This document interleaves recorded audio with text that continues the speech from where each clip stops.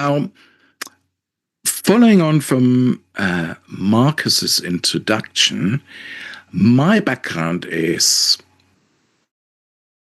probably an outlier, a little bit weird, and maybe somewhat different to the people you usually do for these kind of sessions. And today's topic is about a framework that probably sort of crystallized over the last, I say, 6 months or so, but in its making goes back at 2020, actually goes back further. It goes back to 2013/16. And I'll give you a bit an idea of it. Now, I call this framework enterprise-wide AI risk management, a practice managing AI risks across organizations. And rather than coming up with some sort of fancy acronym, it's actually exactly what it is. It's enterprise-wide AI risk. Now, before I come to that, I'd like to tell you a little bit about myself and then also give you a bit of an origin story. All of this developed. So my background is almost 35 years probably in banking and financial markets, credit rating agencies. I've done a lot of work with institutions such as the World Bank, the IMF. I was the chief risk officer for the UK Municipal Bonds Agency, which was a banking startup for the UK government. But yet, it still exists. It's very important. I put the whole risk management framework in place. My background is a practitioner. Yes, I do some academic work, but the universities usually pull me in is because they actually want to find out more how it's done in practice and how things are being rather than coming up with the theories. That said, I guess I could classify myself a little bit as a framework guy. You can see paradigms I developed. The first one was the global conduct risk paradigm, sort of 2016, which was a result of the Financial Conduct Risk Authority coming in play in the UK. This is all about behavioral economics, finance, but also how behavior compliance or non-compliance, misconduct, behavior in banks, and then sort of regulatory implications. That was then followed in 2017 by what I called the conduct risk paradigm, which covers everything else other than banks and financial institutions. So, universally applicable on the United Nations website if you wanted to find it, and I can provide you the links also if you reach out to me. That was then followed later by some of the work I've done for Unit C. Unit C is the United Nations Economic Commission for Europe, which is covers a much bigger area, much more different countries than just Europe. In fact, 193 member states are part of groups, and I came up with what I called back then HiPACA, which is the human AI paradigm for ethics, conduct, and risk. A bit of a theme here, very strong risk, very strong on conduct, but increasingly also AI coming into play, and I'll tell you what it is. So from a practical perspective, probably for the last, 12, maybe longer years, I've also been with AI drones, such as this one. If you think, how can that fly? Actually, it can. It's here. This is the very picture that's called a V-copter. It's very interesting because the algorithm controls the motor movement, and by that keeps it relatively stable. It means you need less energy and so on. Also, much smaller drones such as the 00 Robotics hover here. So I've been playing around with these tools. I've been trying to understand how AI actually influences real life activities. And I guess the culmination of this, all of this work, was the common regulatory arrangement and then declaration for Unit C in the United Nations that was put in place. And tell you a little bit more about the origin story and how this then led me ultimately into enterprise-wide AI risk management for enterprises, commercial, corporates, organizations, and so on. So today, very lightweight overview. There's a lot of pictures going to be, there's a lot of information, I suppose, as well. But the nice thing is all of this is going to be recorded. The INNS will make it available on YouTube, so you can go back and listen in if you miss some of these things. Now, this is the kind of things I'd like to touch at least a little bit on. And I think Markus at the beginning was talking about a menu or tasting menu. This is really some tasters of what this is all about. So back in 2020, as part of EW AiRM, which is a group I've been part of since 2012-13 that focused specifically on the risk of regulatory systems, I became increasingly concerned and involved also what I call AI-NR tech, which is artificial intelligence, neurotechnology, and robotics, and the interaction of all of these devices with human life. So I was focusing on products and later on also services with embedded AI systems, particularly from this perspective of autonomy, being mindful that autonomy means an AI system that is fully capable of modifying its operating domain and then also interacting. But also that means, from my perspective, it's a prerequisite for agency, which I saw also increasing as part of all these products and services that are popping up, and meaning the capacity of an AI system to act autonomously, make decisions that achieve specific goals, and then interact with its surroundings and the environment. But that goes further, because we're not only talking about the physical environment, we're also talking about virtual environments, and I'm involved with an organization, still a startup, which is called the Scubaverse. It does a lot of work with the United Nations, and the idea is turning coral reefs into 3D geospatial models and then using them for all sorts of educational purposes, virtual tourism, and so on. So there's an overlap here between the physical world and the virtual environments. And that also means these products and services may use things like persuasion to influence and change human thinking, decisions, behaviors, and actions. And ultimately, from my perspective, it was always important that AI systems should not be able to override human control. Why?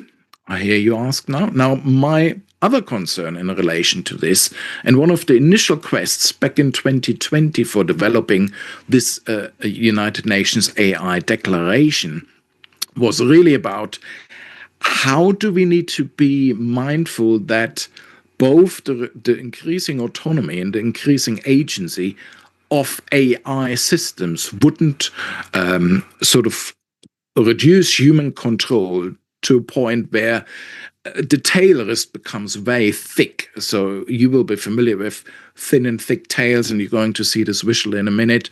My dear friend Nassim Nicholas Taleb, in his book Anti-Fragile, and then also in The Black Swan, which we talk a little bit about in a minute, AI Black Swans, is very concerned about these thick and thin tails. And in terms of the AI agency and the AI autonomy, I'm thinking of this a little bit simplified in these 4 quadrants. Bearing in mind, I'm saying status quo here. This was in 2020, my thinking. So we have moved, I think, already quite a bit beyond that.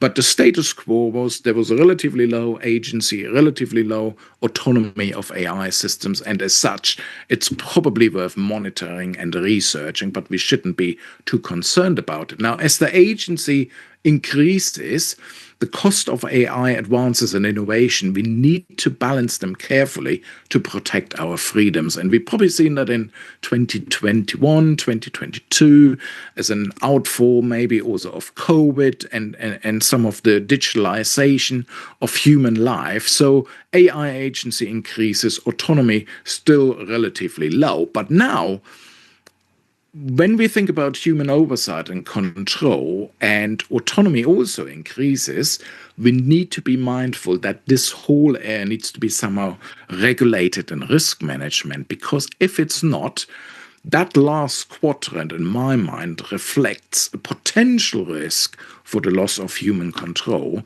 And if we talk about humanity's tail risk, you can see here, the bigger that tail risk becomes in the end and moves towards human loss of human control, that's when we need to be mindful. And that's probably what some of the big tech pros are concerned when they're talking about AGI.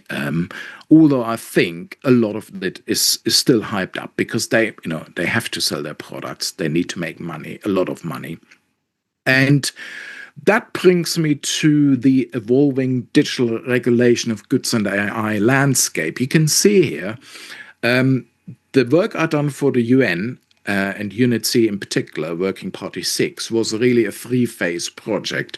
The first 2 years, from November 2020 until February 22, were roughly focusing on what I would call research of AI and our tech, so the artificial intelligence, neurotechnology, and robotics, the whole landscape of standards, frameworks, the mapping that were out there, and Markus at the introduction put up that map. So that map now would look considerably different than what the map used to look like back then. There was a lot of blank space. There was a lot of development work needed. And obviously we've seen a lot of other frameworks popping up in the meantime. We've seen the NISC risk management framework. We've seen the ISO 42000, and all of these have played in quite a bit into the work I've done for the UN. But then I was tasked by first EW-AiRM, which is a subgroup within Working Party 6, to develop this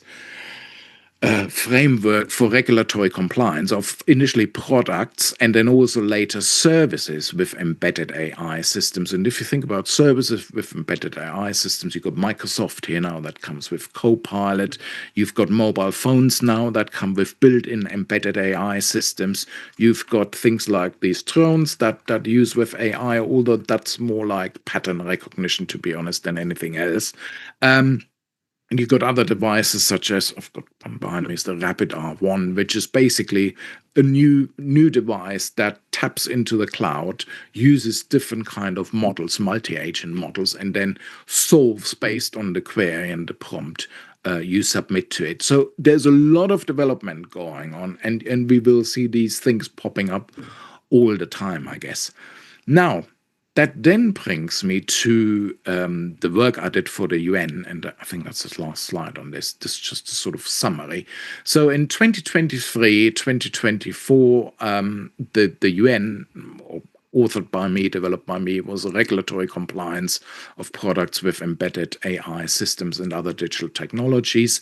That culminated then in the adoption by the 193 member states and overarching principles on the compliance of these products. And also, maybe something I'm most proud of, the UNITC then added this digital regulation and AI subpage to their website, which is basically a culmination and a summary of all the policy development work in this space that was done over time. Governments, agencies can become signatories to this AI declaration and the common regulatory arrangement, and they have done already. I'd like to see more of them signing up over time, and that is work that continues now, formalized by the UN Secretariat.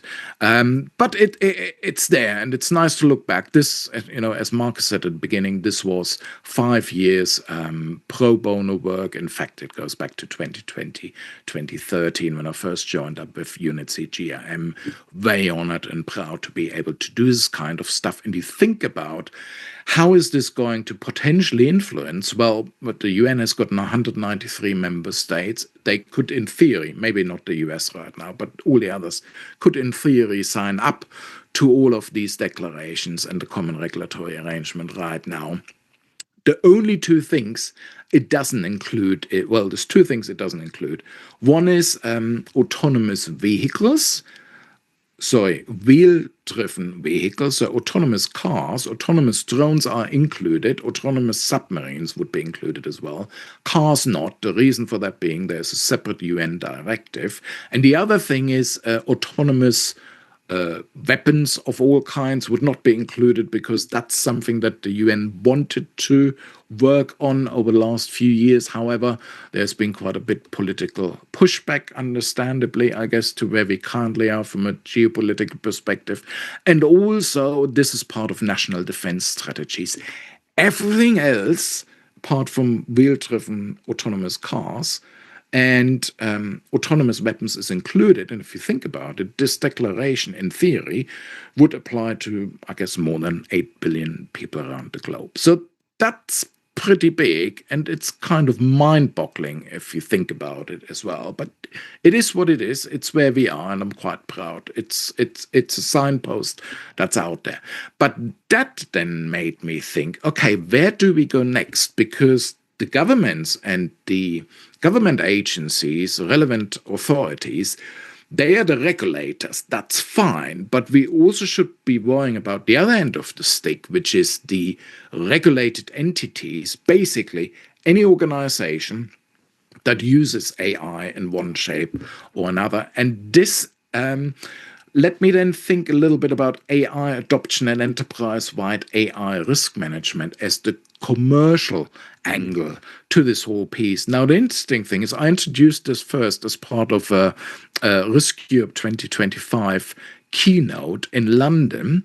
And when I did that, I asked the audience the question, because I wanted to understand how many of them, or their organizations more specifically, are already using artificial intelligence, and how many of them have actually robust AI risk management tools or framework in place. Now, interestingly enough, and shockingly, but maybe unsurprisingly as well, 95% of enterprises ask at that event, deploy AI already, and if they're not, they're certainly seriously considering it.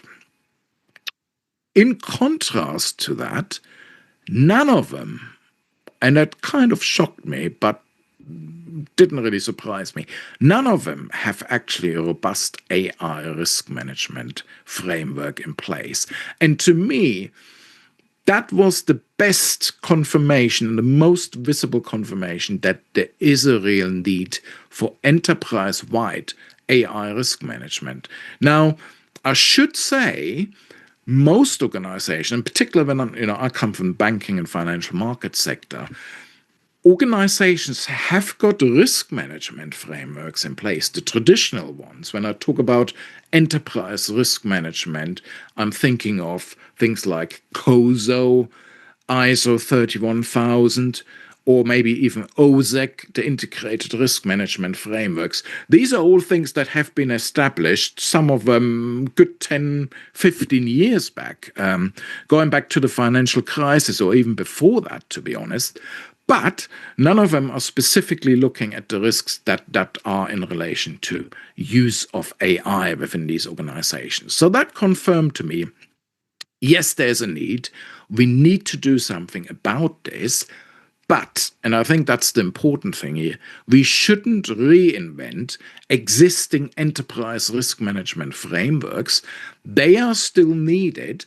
What we have to do is, and this is sort of my 2025 thinking now, what we have to do is instead, we have to augment the existing approaches. Because frankly, you can't just go rip out existing enterprise risk management frameworks and completely start from scratch and embed them new.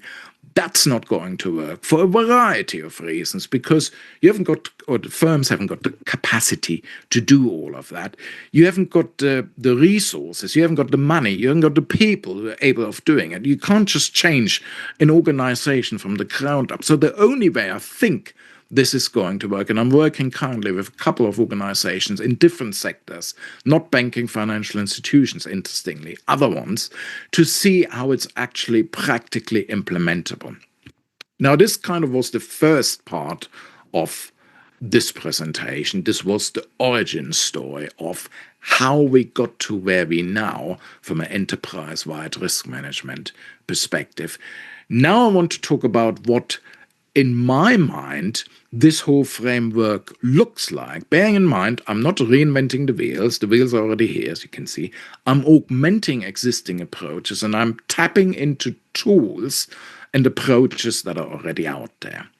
So let's start. Let's lift the layer back here and see what this multi-layered approach of EW-AiRM, in my mind, looks like. And it's taken me a while to sort of come back full circle, because you can see the HiPacker that I mentioned early on in there as well, which represents an ethics filter, and I'll come back to that in a minute. But what I realized is the work I've done over the last 10, 14 years maybe for the UN was very valuable for me to develop the idea how this can work for an enterprise. Now, the way this works is it's this multi-layered approach, and I've used deliberately also the colors here, the red, amber, green, because in my mind, you need to start at the board level with an organization. You need to start where the strategy and the risk appetite is being set, and then you sort of move down into much more agile, dynamic area, which is the amber, the operational layer, what I call the engine room of enterprise-wide risk management. But then we also need to worry a little bit about what's happening when things are going wrong, what's happening with unpredictable events, and that's where the resilience layer is coming into play. So let's peel this a little bit apart and look first at a strategic layer level. I need to think about key foundational pillars, and I'm going to break those down in a minute on the next slide, what the components of those are. But that's not good enough, because that's the board of the organization, the leadership, the management body, deciding whether or not they want to have AI and how they use it. That is then complemented by this operational layer. Now, importantly, the operational layer uses the existing ERM framework, and I've used a couple here. So you can see that colorful cube, which is the COSO ERM cube. In 2017, that had a revision, and it became this very rainbow-like chart. I don't quite like that. I like the cube idea because it sort of compartmentalizes what currently traditional ERM looks like in an organization. And the other chart is the ISO 31000, which many of you may be familiar with, but that's not good enough. We need to augment this to become suitable for the current AI world. And what I tap into here, and I'll tell you in a minute why, is the MIT AI Risk Taxonomy and the MIT Risk Control Mitigations Framework. But again, in my mind, that's not good enough. That's operationalizing it. It's the engine room. We need to add to that. We need to think about the AI black swans and what that means from a risk management perspective. So that, in a nutshell, it's my current thinking about EW-AiRM. And now I'm going to break this down further into the individual components. Let's look at the strategic layer first, these key foundational pillars. These are considerations that need to be done at a board level, and they need to align the strategy across the organization if they want to get this right.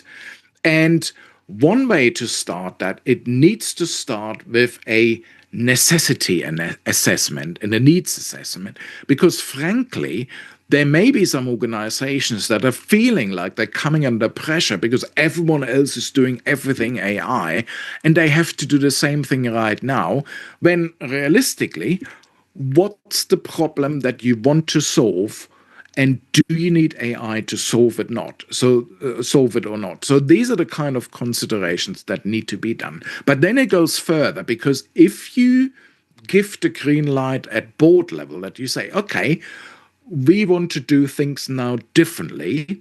We want to do things with AI, and bearing in mind this may impact the workforce at a global level. And we've seen organizations coming out last year saying, okay, we're doing everything AI now, and we're making 5,000 people redundant. And then 5 months later, they came back and said, actually, AI isn't doing for us what we wanted it to do. Now, please, everyone come back. So that's the organizational readiness assessment. And very much hand in glove, what ties in with that is also the data and the technological maturity. Because frankly, you can't just put whatever AI engine or whatever LLM or whatever it is onto your systems, onto your framework, and make it run. Because if you haven't got sufficient data quality, data availability, the latency of the information, the frequency, the granularity, and all these things that come in, making you a data mature or unmature organization, then you want to achieve nothing else, because AI, certainly in my mind, is a tool, a very powerful tool potentially, but also a very destructive tool if you're getting this wrong. So you need to think this through before you're giving the go-ahead at board level and making the decision to move ahead with this. This then means you have to think about from a risk tolerance, from a risk appetite, and from a prioritization perspective, because if all of a sudden you're now coming along with a big massive AI implementation project, you will be taking a lot of resources from a lot of organizational departments to doing different stuff, and that means massive interruption. And you also need to think about what messages are you sending to your workforce and what that means. Finally, or at that lower level, you also need to think about, how do I actually govern that? Have I got a AI policy in place? Unlikely, so I have to write one. Have I got AI processes in place? Unlikely, so I have to develop all of these. I need to think about the workflow, but that also means you should begin with the end in mind, and you should think about through the life cycle of the AI system, monitoring and adaptability, because frankly, these things are changing so quickly. They are not like an old, C++ system or COBOL system that you would have implemented and that would have run happily in your bank to do the P&L or do some of the finance and the accounts. This is very, very different and very dynamic. It changes very quickly, and it's got a massive, big impact on your operations. And then finally, this is where Hypacker comes into play. You need to overlay this with what I call the final ethical filter, because you need to think about, from a digital ethics perspective, we can do it technically, but should we actually be doing it? You need to think about conduct risk, and the conduct risk perspective, how the AI will likely incentivize or disincentivize human behavior and interact with your workforce. And then finally, can you actually explain the black box? You might not be able to explain the black box as such, but you need to be able to explain what goes in, what happens to it, when it comes out. And I've seen now increasing references in the market where organizations are actually thinking about developing AI, but in a white box system that allows you complete explainability, trustworthiness, auditability. So these things from an ethical filter perspective are actually very, very important. That's the strategic layer. Okay. So the next one then is, if I want to take my existing enterprise-wide risk management framework and augment that to overcome the traditional ERM challenges that organizations had to grapple with, The only way I really can do this or think about doing it is I need to augment it with something rather than just completely replacing it. And my thinking is, and my approach is, there may be others that say, actually, why don't you use the NIST risk management framework? I very much like the MIT AI Risk Taxonomy. The reason for this, it's very well researched. It had an update coming out in December 2025. Initially, I think it was 63 global risk management frameworks, AI risk frameworks that contributed to that. Now it was upgraded. It's 74. It includes a database of 1,600 plus AI risks and 2 taxonomies. A causal taxonomy, which is about how, when, and why is there any risk caused by AI. The important one for me is this domain taxonomy, which is based on this work. It's peer-reviewed, is taking a lot of research and input from the MIT Future Tech team to get to this point. And they made all of this available. You can go there, you can get the repository, you can get the mitigations and control framework, you can get this list of 1,600 AI risks and the full domain and just implement it, augment what's there within the organization and just use it. To me, that becomes the operational layer. It's the engine room of enterprise-wide AI risk management. And it looks as follows. So this is the 7 domains currently, and then the 24 subdomains. It was 23 last year, and then it was extended by MIT, I think, worthwhile extension to include multi-agent risks. Now you can see already, if you're familiar with some of the traditional ERM frameworks, things such as socioeconomic and environmental harms previously in these traditional, more classic frameworks have not really been considered. Misinformation, discrimination, and toxicity, so the whole discussion around bias, has not been considered. But also nicely, it includes things such as fraud, scams, and targeted manipulation and cyber attacks. So there is cyber-related risks that are closely linked to AI, potential AI risks and black AI swans that are also included in this taxonomy. From my perspective, it's worthwhile going down that route because all of this is very, very dynamic. And that means you also then need to think about once you manage to identify what the risks are and use the MIT risk taxonomy to do that within the organization, you also then need to think about at a very granular level how you can actually control these. Because my focus is residual risk, how much risk is left over once all of this approach has been deployed. And very helpfully, again, the MIT Risk Repository offers risk mitigations and controls, 831 currently altogether. And you can see the breakdown here. There's a focus on governance and oversight, obviously, transparency, accountability, but also the operational processing, the auditability, and the testing, the red teaming, very important, technical and security. You can see the breakdown here. But this is something your organization must, in my mind, needs to go through if you want to manage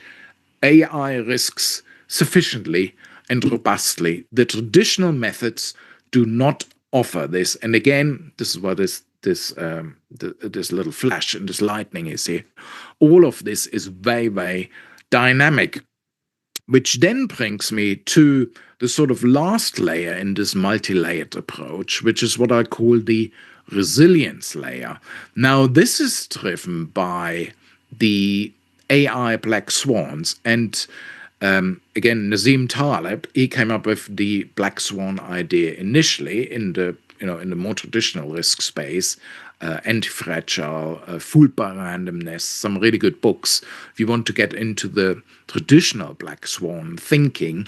But in an AI world, in this modern paradigm, the defining black swan characteristics, which are extreme rarity, massive impact and retrospective predictability are somewhat overcome by new dimensions of unpredictability. And that to me means we need to move a little bit beyond the Rumsfeld matrix, which was the known knowns, the known unknowns, the unknown unknowns, and so on. We need to think about emergent behaviors, the compounding unknown unknowns, and also accelerated cascading effects that are all caused by these AI black swans that previously really didn't exist like that. And that also means that the traditional risk management frameworks have got shortfalls and gaps when we think about how they can be covered and addressed.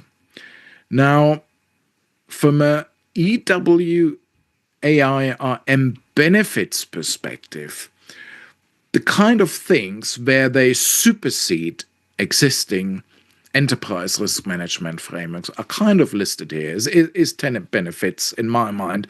There's probably more, but let's look at taxonomy specificity, for instance. That's very important because you got this granular breakdown with the augmentation of the existing risk management frameworks by the MIT Risk Taxonomy that enables you to, at a very granular level, go through your organization, look at the kind of risks and also then the kind of mitigations and controls that need to be deployed. And if you do it intelligently and smartly, you can actually probably augment this by using some AI systems to do the dynamic and continuous monitoring of your organization. It needs to be tailored towards what you're doing. You need to think about from an integration perspective and come up with a strategy. You need to come up with what I call the KXIs, the key risk, key control, and key performance indicators to measure that and make sure your system is functioning. Now, one of the things the traditional enterprise risk management frameworks did, they looked at this maybe at a quarterly level, maybe at an annual level. In a banks and financial institutions perspective, you got things like the ILAP and the ICAP, so where you look at capital flows, capital adequacy, and also sufficient liquidity. But you do this at a frequent but not continuous perspective. If you're using AI within your organization where you can experience things such as model drift, data drift, model inversion, prompt injections, things like that, you need to continuously monitor that. And the only way you can do that is if you augment what you're doing already with a more dynamic and an agile approach. And you also need to be much more precise in the kind of mitigations and controls you're applying. Now, Markus at the beginning gave us an overview of this global regulatory landscape of pieces that are out there, such as the EU AI Act, the US executive orders, additional papers, a lot of development in Asia and also in China. But that means you need to develop compliance capabilities that are agile enough to address these regulatory requirements because they're still changing. You've got the standards out there, the ISOs, the NISTs. That's all very good at giving some classification clarity, but it doesn't mean you can apply this in practice. And it's not good enough to tick some regulatory tick boxes when we don't even know what the tick box looks like. That means you need to build a robust framework for your organization that allows you to support that regulatory agility to move rather quickly depending on what is required. And these are just some of the points here I think that are important, and that's where EW-AiRM is somewhat different. And finally, maybe on this slide, the residual risk focus. Previously, the traditional risk management frameworks focused very much on in-hand risks, but they didn't look at the residual risk portion that is left over after applying all the mitigants and controls. Now, if I'm a board member and I work with boards in a variety of organizations and also sit on a supervisory council, so I'm overseeing the board of an organization, I want to understand where we are within the risk appetite framework and where we exceeding some of these thresholds. The only way you can do that is really if you focus on residual risk and then determine whether some of these thresholds are breached or not, because otherwise it becomes very, very difficult. And obviously the socio-technical scope of this new framework is something that doesn't exist at all in any of the traditional frameworks. And that is brought in by the MIT Risk Taxonomy, by all the different domains and subdomains that need to be considered. So in summary, I think if your organization is trying or wants to implement AI, you need to think very, very carefully, and you need to think that through from the beginning to the end, across the whole life cycle in a dynamic, agile fashion, but you also need to be able to augment. And that brings me to the sort of last slide. Question is then really from an organizational or enterprise perspective, what is actually next? So with my conduct risk hat on, I usually, when I do some of these courses, I say, actually, doing nothing is also doing something.